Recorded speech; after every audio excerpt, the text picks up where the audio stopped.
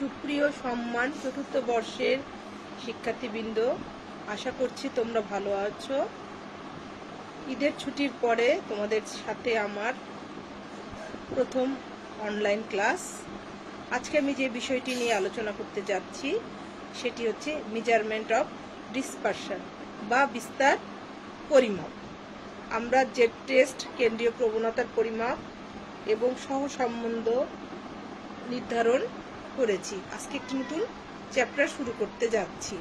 আমি নিশাত ফাতেমা, সহকারী অধ্যাপক প্রাণীবিদ্যা, ভাওয়াল বদরে আলম সরকারি কলেজ, গাজীপুর।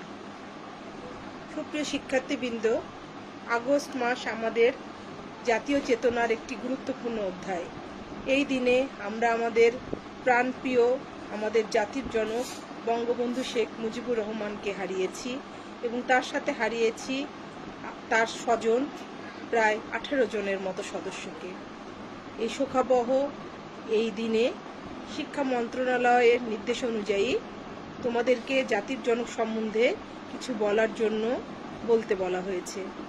আমি সেজন্য তার সম্বন্ধে কিছুটা হলেও কিছু তথ্য তোমাদের কাছে দিতে যাচ্ছি। ধারাবাহিকভাবে আমরা এটি নিয়ে আলোচনা করব। সুপ্রিয় শিক্ষার্থীবৃন্দ, জাতির জনকের 45তম শাহাদত বার্ষিকীর উপর গভীর শ্রদ্ধা রেখে আমি তার সম্বন্ধে কিছু বলার চেষ্টা করছি। স্বাধীন বাংলাদেশের জন্ম বাঙালির জাতীয় জীবনের সবচেয়ে গুরুত্বপূর্ণ ঘটনা। ভারতবর্ষে ব্রিটিশ শাসনের অবসান হয় 1947 সালের 14ই আগস্ট। জন্ম নেয় ভারত ও পাকিস্তান নামে দুটি স্বাধীন রাষ্ট্র। পাকিস্তানের ছিল দুটি অংশ। পূর্ব বাংলা পাকিস্তানের একটি প্রদেশ হিসাবে অন্তর্ভুক্ত হয়। এ অংশের নাম হয় পূর্ব পাকিস্তান। অপর অংশটি পশ্চিম পাকিস্তান হিসাবে পরিচিতি লাভ করে। শুরু থেকেই পাকিস্তানের শাসনভার পশ্চিম পাকিস্তানের শাসক গোষ্ঠীর হাতে ন্যস্ত হয়। তারা পূর্ব বাংলাকে তাদের শোষণ এবং বঞ্চনার হাতিয়ার হিসাবে তৈরি করতে শুরু করে এবং একটি বৈষম্য শুরু করে। এর বিরুদ্ধে পূর্ব বাংলার জনগণ প্রতিবাদ, আন্দোলন ও সংগ্রাম গড়ে তোলে। মাতৃভাষা বাংলাকে রক্ষা করার জন্য ভাষা আন্দোলন শুরু হয়। এর মাধ্যমে পূর্ব বাংলার বাংলাভাষী বাঙালি জনগোষ্ঠী ঐক্যবদ্ধ হয়। মাতৃভাষা রক্ষার চেতনা থেকে পূর্ব বাংলার জনগণ ক্রমান্বয়ে পাকিস্তানের সাম্প্রদায়িক রাষ্ট্র ব্যবস্থার বিরুদ্ধে রাজনৈতিক আন্দোলন, সংগ্রাম ও গণ অভ্যুত্থান গড়ে তোলে। ঐতিহাসিক 6 দফার ভিত্তিতে 1970 সালে সাধারণ নির্বাচনে বাঙালি জাতীয়তাবাদের পক্ষে ভোট প্রদানের মাধ্যমে পূর্ব বাংলার জনগণ অসাম্প্রদায়িক বাংলাদেশ রাষ্ট্র প্রতিষ্ঠার পথ প্রশস্ত করে। বাংলা ভাষা, ইতিহাস, ঐতিহ্য, সংস্কৃতি ও বাঙালি জাতিগত পরিচয়ে জাতীয় ঐক্য গঠিত হয়। এই জাতীয় ঐক্যই বাঙালি জাতীয়তাবাদ। এই বাঙালি জাতীয়তাবাদের অসাম্প্রদায়িক বাংলাদেশ রাষ্ট্র গঠনে জনগণকে অনুপ্রাণিত করে। এরই ধারাবাহিকতায় 9 মাস রক্তক্ষয়ী সশস্ত্র মুক্তিযুদ্ধের মাধ্যমে 1971 সালে অর্জিত হয় আমাদের প্রাণপ্রিয় স্বাধীন সার্বভৌম বাংলাদেশ। 1937 সাল মোহাম্মদ আলী জিন্নাহ মুসলিম লীগের দাপ্তরিক ভাষা উর্দু করার প্রস্তাব করলে বাঙালির নেতা শেরে বাংলা একে ফজলুল হক এর বিরোধিতা করেন। 1947 এই সালের এপ্রিল মাসে পাকিস্তান নামক যখন একটি রাষ্ট্র প্রতিষ্ঠা প্রায় নিশ্চিত হয়ে যায়, তখন 17 মে চৌধুরী খলেকুজ্জামান এবং জুলাই মাসে আলিগড় বিশ্ববিদ্যালয় উপাচার্য ডক্টর জিয়াউদ্দিন আহমেদ উর্দুকে পাকিস্তানের রাষ্ট্রভাষা করার প্রস্তাব দেন। তাদের প্রস্তাবের বিরুদ্ধে পূর্ব বাংলার ভাষাবিজ্ঞানী ও ঢাকা বিশ্ববিদ্যালয়ের অধ্যাপক ডক্টর মোহাম্মদ শহীদুল্লাহ ও ডক্টর মোহাম্মদ এনামুল হক সহ বেশ কজন বুদ্ধিজীবী প্রবন্ধ লিখে প্রতিবাদ জানান। 2 সেপ্টেম্বর 1947 তমদ্দুন মজলিস নামক একটি সাংস্কৃতিক প্রতিষ্ঠান গড়ে ওঠে। 6-7 সেপ্টেম্বর অনুষ্ঠিত উক্ত সংগঠনের যুবকর্মী সম্মেলনে অনুষ্ঠিত বাংলাকে শিক্ষা ও আইন আদালতের বাহন করার প্রস্তাব গ্রহণ করা হয়। 1947 সালের ডিসেম্বর মাসে করাচিতে অনুষ্ঠিত এক শিক্ষা সম্মেলনে উর্দুকে পাকিস্তানের রাষ্ট্রভাষা করার সিদ্ধান্ত গৃহীত হলে পূর্ব বাংলায় তীব্র প্রতিবাদ শুরু হয়। 1948 সালের 25 ফেব্রুয়ারি পাকিস্তান গণপরিষদের সদস্য ধীরেন্দ্রনাথ দত্ত গণপরিষদের ভাষা হিসেবে উর্দু ও ইংরেজির পাশাপাশি বাংলা ব্যবহারের দাবি জানান। এর পরিপ্রেক্ষিতে 26 ও 29 ফেব্রুয়ারি ঢাকায় ধর্মঘট পালিত হয়। 2 মার্চ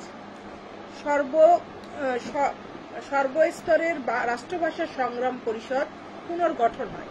11 মার্চ বাংলা ভাষা দাবি দিবস পালন ঘোষণা হয়। 1948 সালে 4 জানুয়ারি রাষ্ট্রভাষা বাংলা চাই স্লোগান সহ মিছিল ও পিকেটিং করা অবস্থায় শেখ মুজিব, শামসুল হক ও অলি আহাদ সহ 69 জনকে গ্রেপ্তার করা হয়। নব্য প্রতিষ্ঠিত পাকিস্তান রাষ্ট্রভাষার জন্য প্রথম রাজবন্দীদের শীর্ষে ছিলেন তৎকালীন ছাত্রনেতা শেখ মুজিবুর রহমান। 12 থেকে 15 মার্চ ধর্মঘট পালিত হয়। প্রিয় শিক্ষার্থীবৃন্দ, আমরা বুঝতে পারছি শেখ মুজিবুর রহমান রাজনীতি যখন ছাত্র অবস্থায় ছিলেন, যখন তিনি ঢাকা ইউনিভার্সিটির ছাত্র ছিলেন, সেই অবস্থা থেকেই তিনি রাজনীতির সঙ্গে যুক্ত হন এবং তখন থেকেই তিনি এদেশকে মুক্তি করার জন্য সংগ্রামের সাথে জড়িত হন। 12 থেকে 15 মার্চ ধর্মঘট পালিত হয়। 15 মার্চ পূর্ব পাকিস্তানের মুখ্যমন্ত্রী খাজা নাজিমুদ্দিন রাষ্ট্রভাষা সংগ্রাম পরিষদের সঙ্গে 8 দফা চুক্তিতে স্বাক্ষর করেন। 19 মার্চ পাকিস্তানের গভর্নর জেনারেল মোহাম্মদ আলী জিন্নাহ ঢাকায় আসেন। 21 মার্চ রেসকোর্স ময়দানে অনুষ্ঠিত জনসভায় তিনি ব্যর্থহীন কণ্ঠে ঘোষণা দেন উর্দু এবং উর্দুই হবে পাকিস্তানের একমাত্র রাষ্ট্রভাষা।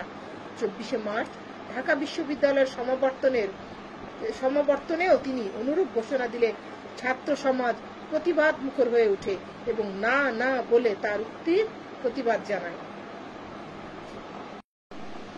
শিক্ষার্থীবৃন্দ, পরবর্তী ক্লাসে আমরা এর পরবর্তী 1952, 54, 70, 71 ইত্যাদি সালের যে আমাদের দেশের যে গুরুত্বপূর্ণ ঘটনাগুলি ঘটেছে এবং বঙ্গবন্ধু কিভাবে এই সমস্ত গুলোর সাথে জড়িত ছিলেন সেটি নিয়ে আলোচনা করব। এখন আমরা আমাদের নির্ধারিত বিষয়ের মধ্যে আলোচনা শুরু করতে যাচ্ছি। আজকে আমরা একটি নতুন বিষয় শুরু করতে যাচ্ছি, সেটি তোমাদের বায়োস্ট্যাটিস্টিক অ্যান্ড রিসার্চ মেথোডোলজির যত সম্ভব অধ্যায় 9। এখানে মেজার অফ ডিসপারশন। বিস্তার বা ডিসপারশন বলতে আমরা বুঝি কোনো নিবেশনের প্রতিটি মান তাদের কেন্দ্রীয় মান অপেক্ষা কতটুকু ছড়ানো বা বিক্ষিপ্ত তার পরিমাপকে বিস্তার বলে, অর্থাৎ এককগুলোর ব্যবধানের পরিমাপকে বিস্তার বলে। যেমন 5, 7, 8, 9, 10, 11, 13 সিরিজের কেন্দ্রীয় মান 9 হলেও তাদের সকল মান কেন্দ্রীয় মান হতে সমান দূরত্বে অবস্থান করে না, কারণ 5 এবং 13 মান দুটি কেন্দ্রীয় মান 9 হতে সবচেয়ে দূরে অবস্থিত, কিন্তু 8 এবং 10 মান দুটি 9 এর খুব কাছাকাছি। তাই বলা যায় যে 9 হতে 8, 7, 5 মানগুলো সম দূরত্বে অবস্থান করে না, তেমনি 10, 11, 13 মানগুলো সম দূরত্বে অবস্থান করে না। আর একটি সংক্ষিপ্ত উপাত্ত হতে পারে 1, 3, 7, 9, 11, 15, 17 সিরিজের কেন্দ্রীয় মান 9। তাই বলে কি দুটি নমুনার মানগুলো কেন্দ্রীয় মানের সমান কাছাকাছি? মোটেই নয়, বরং প্রথম নমুনার মানগুলি কেন্দ্রীয় মানের অপেক্ষাকৃত বেশি কাছাকাছি। কোন নিবেশনের বিস্তার বলতে কেন্দ্রীয় মান অপেক্ষা ওর সংখ্যাগুলো কত ছোট বা বড় তার পরিমাপকে বোঝায়। আমি আবার বলছি, কোন নিবেশনের বিস্তার বলতে কেন্দ্রীয় মান অপেক্ষা ওর সংখ্যাগুলি কত ছোট বা বড় তার পরিমাপকে বোঝায়। যদি কোনো নিবেশনের সংখ্যাগুলো পরস্পর সমান হয় তবে ওর বিস্তার 0 হবে, কিন্তু সংখ্যাগুলো পরস্পর হতে যতই বিক্ষিপ্ত হতে থাকবে ওদের বিস্তার ততই বৃদ্ধি পাবে। বিস্তার পরিমাপ। গড়, মধ্যমা, প্রচুরক প্রভৃতি হচ্ছে কেন্দ্রীয় প্রবণতার পরিমাপক। এগুলোকে প্রথম সারির গড় বলা হয়, কারণ এগুলো দ্বারা কোনো চলকের কেন্দ্রীয় মান জানা যায় এবং তার অবস্থান নির্ধারণ করা যায়, কিন্তু চলকের মানগুলো পরস্পর কিভাবে ছড়ানো থাকে তার সম্পর্কে এবং সিরিজের কাঠামো সম্পর্কে কোনো প্রকার ধারণা প্রদান করে না। অথচ কেন্দ্রীয় মান প্রতিনিধিত্বমূলক হতে হলে সিরিজের কাঠামো বা গঠন জানা অপরিহার্য। নিবেশনের গঠন বা কাঠামো জানতে পারলে কেন্দ্রীয় মানের সকল বৈশিষ্ট্যই প্রকাশ পায়, তখন কেন্দ্রীয় মানটি প্রতিনিধিত্বমূলক হয়ে ওঠে। সেজন্য বিস্তার পরিমাপ করতে হয়। বিস্তার পরিমাপক সমূহকে দ্বিতীয় সারির গড় বলে। বিস্তার পরিমাপ অনেক তথ্য নিয়ে একত্রে আলোচিত হয়, কখনোই একক তথ্য নিয়ে নয়। তাহলে বিস্তার পরিমাপ বলতে আমরা বুঝবো দুই বা ততোধিক নিবেশনকে তুলনা করতে বা কোনো নিবেশনের মধ্যক মান থেকে অন্যান্য সংখ্যাগুলোর ব্যবধান গড়ে পরিমাপ করতে যে পরিসাংখ্যিক পদ্ধতি ব্যবহার করা হয় তাকে বিস্তার পরিমাপ বলে। বিস্তার পরিমাপের উদ্দেশ্য নিবেশনের প্রতিটি মান কেন্দ্রীয় মান হতে কতটুকু দূরে অবস্থান করে বা মানগুলো নিজেরা কিভাবে ছড়ানো আছে তা জানার জন্যই বিস্তার পরিমাপ করতে হয়। আমি আবার বলছি, নিবেশনের প্রতিটি মান কেন্দ্রীয় মান হতে কতটুকু দূরে আছে এবং মানগুলো নিজেরা কিভাবে ছড়ানো আছে তা জানার জন্যই বিস্তার পরিমাপ করতে হয়। নিজেদের ভেদের প্রেক্ষিতে দুই বা ততোধিক নিবেশনের মধ্যে তুলনা করার জন্য। 2 নাম্বার, নিজেদের ভেরিয়েশনের প্রেক্ষিতে দুই বা ততোধিক নিবেশনের মধ্যে তুলনা করার জন্য। 3, গড়ের তাৎপর্যতা ও কতটুকু প্রতিনিধিত্বশীল তা যাচাই করার জন্য বিস্তার পরিমাপ করতে হয়। অন্যান্য পরিসাংখ্যিক পদ্ধতি বিশ্লেষণের জন্য বিস্তার পরিমাপ সুযোগ করে দেয়। ভিন্ন ভিন্ন একক বিশিষ্ট দুই বা ততোধিক নিবেশনের বিস্তৃতি তুলনা করার জন্য। বিস্তার পরিমাপের পদ্ধতি। বিস্তার পরিমাপ মূলত দুই ধরনের কাজ সম্পন্ন করে থাকে। যেমন একই নিবেশনে বিভিন্ন মান কতটুকু বিস্তৃতি বা তা পরিমাপ করে, আবার দুই বা ততোধিক নিবেশনের বিস্তৃতির তুলনা করে। দুই ধরনের কাজ সম্পাদনের জন্য দুই শ্রেণীর বিস্তার পরিমাপ রয়েছে, যেমন চরম বিস্তার পরিমাপ এবং আপেক্ষিক বিস্তার পরিমাপ। 1 নম্বর, চরম বিস্তার পরিমাপ। যে পরিমাপ সমূহ কোন নিবেশনের কেন্দ্রীয় মান থেকে অন্যান্য সংখ্যাগুলোর বিস্তৃতি পরিমাপ করে তাকে চরম বিস্তার পরিমাপ বলে। চরম বিস্তার পরিমাপগুলো চলকের এককে প্রকাশ করা হয়। বিস্তার পরিমাপের জন্য অনেক পদ্ধতি প্রচলিত রয়েছে, যথা range, mean deviation, standard deviation, quartile deviation, variance নামে আরো একটি পরিমাপ ব্যবহার করা হয়। জীব পরিসংখ্যানে এদের মধ্যে পরিমিত ব্যবধান সবচেয়ে বেশি ব্যবহার হয়ে থাকে। আপেক্ষিক বিস্তার পরিমাপ। দুই বা ততোধিক নিবেশনের বিস্তৃতি তুলনা করার জন্য যে বিস্তার পরিমাপগুলো ব্যবহার করা হয় তাকে আপেক্ষিক বিস্তার পরিমাপ বলে। তাহলে চরম বিস্তার পরিমাপ হলো যে পরিমাপ সমূহ কোনো নিবেশনের কেন্দ্রীয় মান থেকে মাঝের যে মানটি সেটি থেকে অন্যান্য সংখ্যাগুলোর বিস্তৃতি পরিমাপ করে তাকে চরম বিস্তার বলে। আর আপেক্ষিক বিস্তার হচ্ছে দুই বা ততোধিক নিবেশনের বিস্তৃতি তুলনা করার জন্য যে বিস্তার পরিমাপ গুলো ব্যবহার হয় তাকে আপেক্ষিক বিস্তার পরিমাপ বলে। আপেক্ষিক বিস্তার পরিমাপক এককবিহীন বিভিন্ন প্রকার চরম বিস্তার পরিমাপের সহগ, শতকরা বা অনুপাতের হিসাবের মাধ্যমে আপেক্ষিক বিস্তার পরিমাপগুলো নির্ণয় করা হয়।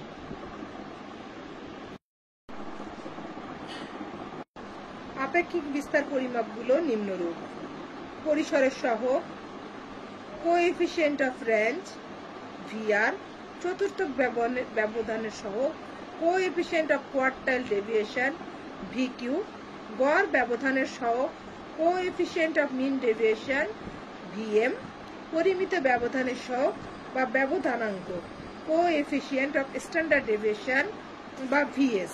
এছাড়াও আরেকটি অত্যন্ত গুরুত্বপূর্ণ আপেক্ষিক বিস্তার পরিমাপ রয়েছে যাকে ব্যবধানাঙ্ক, কোএফিসিয়েন্ট অফ ভেরিয়েশন বলা হয়। এটি ব্যবহারিক ক্ষেত্রে অত্যন্ত গুরুত্বপূর্ণ।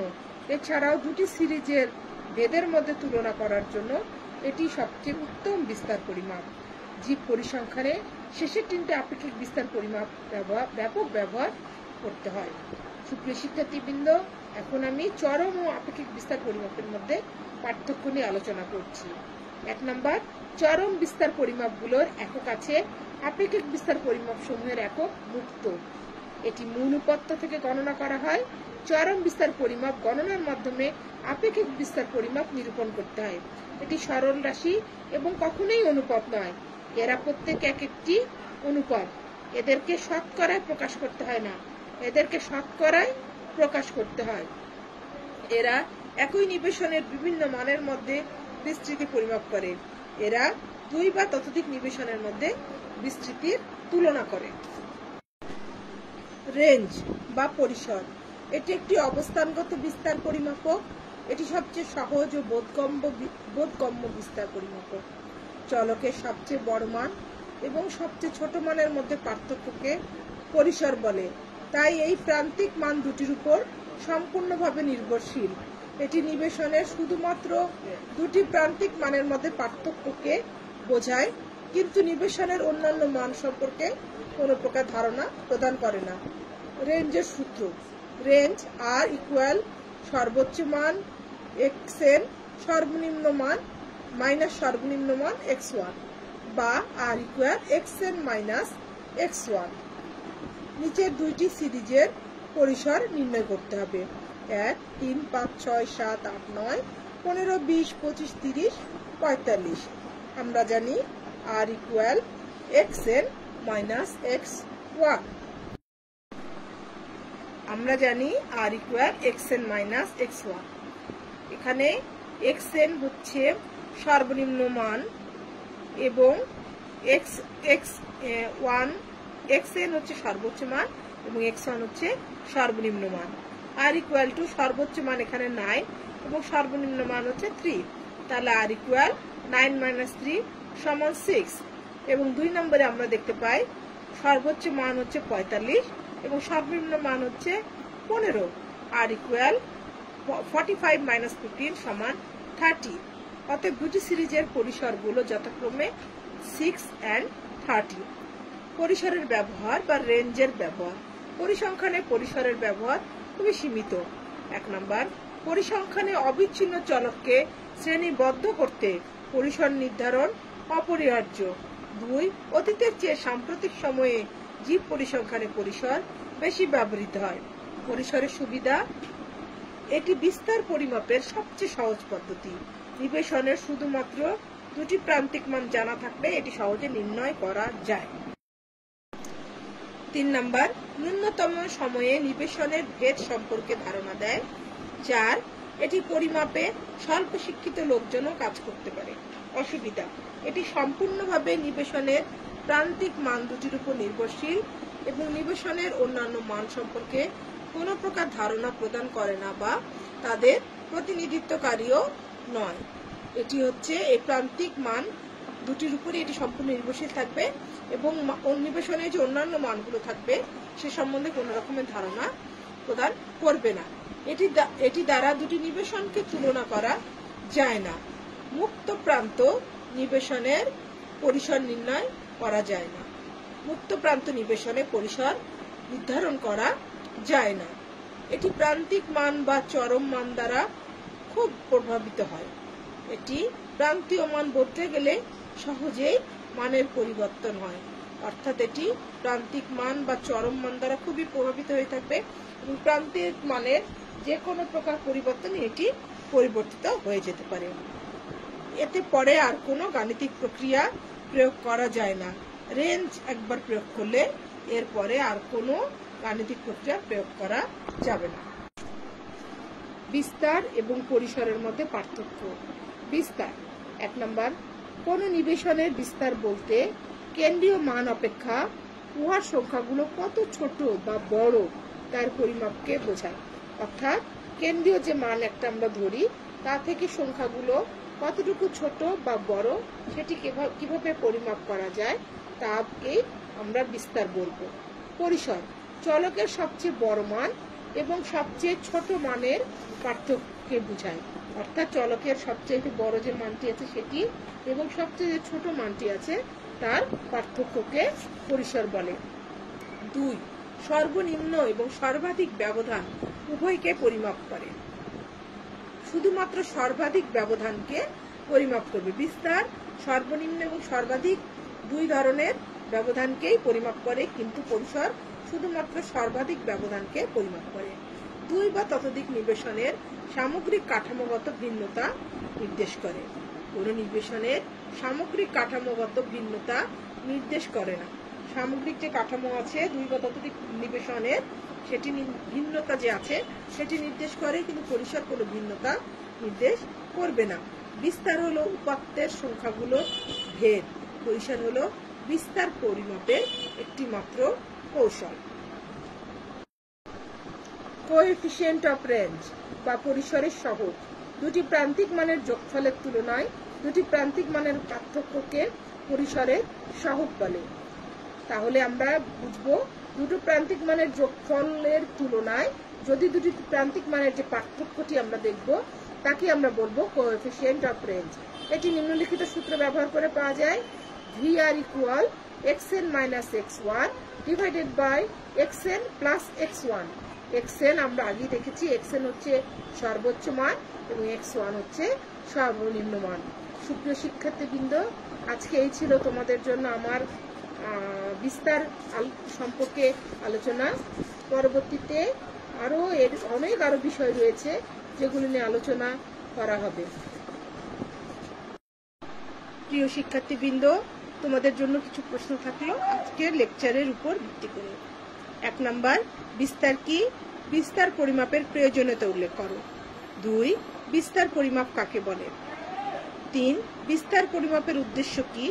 বিস্তার পরিমাপের পদ্ধতিগুলো কি কি? 5, বিস্তার ও পরিসরের পার্থক্য উল্লেখ করো। 6, চরম বিস্তার ও আপেক্ষিক বিস্তারের পার্থক্য উল্লেখ করো। এবং একটি অঙ্ক, খুব সহজ একটি অঙ্ক, নিচের দুইটি সিরিজের সহগ নির্ণয় করো। 6, 7, 8, 9, 10, 11 এবং 40, 45, 50, 55, 60 এবং 65। সূত্রটি নিশ্চয়ই মনে আছে এবং আমি আশা করব তোমাদের যে হোমওয়ার্কটি দেওয়া থাকলো অবশ্যই তোমরা খাতায় এটি করে রাখবে। ক্লাস খুললে আমাকে দেখাবে এবং তোমাদের যদি এর কোনো সমস্যা থাকে সেটিও আমাকে বলবে। সেই পর্যন্ত তোমরা ভালো থেকো। সুপ্রিয় শিক্ষার্থীবৃন্দ, পরবর্তী ক্লাসে আমরা কোয়ার্টাইল ডেভিয়েশন বা চতুর্থক ব্যবধান, চতুর্থক ব্যবধানের ব্যবহার, চতুর্থক ব্যবধানের সুবিধা অসুবিধা, গড় ব্যবধানের সুবিধা এবং অসুবিধা এবং পরিমিত ব্যবধানের কিছু অঙ্ক, গড় ব্যবধানের কিছু অঙ্ক নিয়ে আলোচনা করব। সুপ্রিয় শিক্ষার্থীবৃন্দ, সুখাবহ আমাদের এই মাস। আমরা আশা করব এবং আমরা অবশ্যই, আমাদের এটি হচ্ছে একটি দাবি তোমাদের কাছে, বঙ্গবন্ধুর আদর্শে উজ্জীবিত হয়ে তোমরা আমাদের এই সুন্দর সার্বভৌম বাংলাদেশকে আরো এগিয়ে নিয়ে যাবে।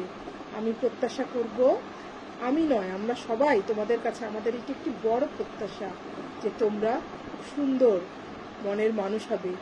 শুধু পড়াশোনাই নয়, আচার আচরণে, ব্যবহারে তোমরা তোমাদের বাবা মায়ের মুখ উজ্জ্বল করবে এবং আমাদের তো অবশ্যই, আমরা জানি গর্ব ভরে তোমাদের কথা উচ্চারণ করতে পারি, তোমাদের কথা বলতে পারি। 1920 সালের গোপালগঞ্জে যে ছোট্ট শিশুটি জন্মগ্রহণ করেছিল, খোকা নামে যে ছিল পরিচিতি, ছোটবেলা থেকেই যিনি ছিলেন একজন মানবতাবাদী, যিনি গরিবের দুঃখে কেঁদে উঠতেন এবং অসুস্থ কোনো বৃদ্ধকে যদি তার শীতে কাঁপত তিনি তার গায়ের চাদরটি দিয়ে তাকে ঢেকে দিতেন। তিনিই হচ্ছেন আমাদের বঙ্গবন্ধু। আজকের এই সুখাবহ মাসে আমরা শ্রদ্ধা করে স্মরণ করছি তাকে এবং তার আরো স্বজনকে, এবং আমরা আশা করব তোমরা সবাই তার আদর্শ উজ্জীবিত হয়েই আমাদের এই দেশটিকে এগিয়ে নিয়ে যাবে। ভালো থাকবে, সুস্থ থাকবে, প্রয়োজন ছাড়া ঘরের বাইরে যাবে না, কেননা আমরা একটি বৈশ্বিক মহামারীর মধ্যে দিয়ে যাচ্ছি। আল্লাহ আমাদেরকে অতি দ্রুত এই অবস্থা থেকে আমাদের পরিত্রাণের উপায় বের করে দেন। ভালো থেকো, স্টে হোম, স্টে সেফ।